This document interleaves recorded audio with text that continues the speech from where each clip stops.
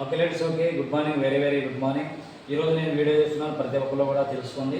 వెస్టేజ్లో ఎవరైతే ఐడి తీసుకుంటారో ఐడి తీసుకున్న తర్వాత మీరు ప్రోడక్ట్ అనేది పర్చేజ్ చేస్తూ ఉంటారు.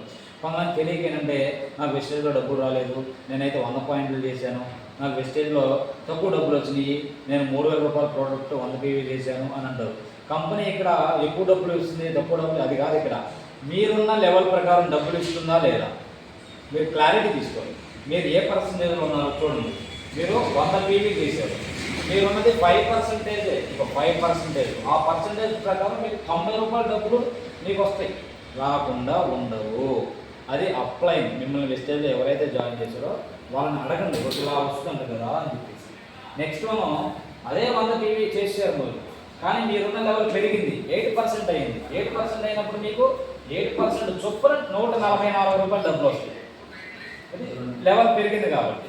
ఇప్పుడు మీకు డబ్బులు ఎక్కువ తక్కువ అని కాదు, ఇక్కడ మీరున్న లెవెల్ ప్రకారం వస్తుంది డబ్బులు. ఇక్కడ వెస్టేజ్ కంపెనీ ఏంటి, సిస్టమేటిక్గా వదిలి 100 PVనే చేశారు, 12% ఉన్నారు, 216 రూపాయలు మీకు డబ్బులు వచ్చింది. 100 PV చేశారు, 16% వచ్చారు, 288 రూపాయలే మీకు వస్తుంది. అంటే ఇక్కడ మీ పర్సంటేజ్లు పెరిగితే మీకు ఇక్కడ ఇన్కమ్ పెరుగుతుంది.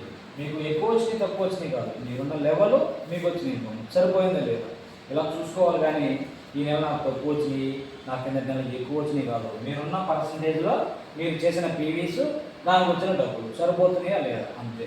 మీకు ఎక్కువ డబ్బులు రావాలంటే మీరు ఎక్కువ ప్రొడక్ట్ అయినా కొనాలి, లేదంటే ఎక్కువ మంది జాయిన్ చేసైనా సరే పీవీలు తెచ్చుకుంటే గ్యాప్ కమిషన్ మూలాన ఈ ఇన్కమ్ ఈ అమౌంట్ అనేది పెరుగుతుంది.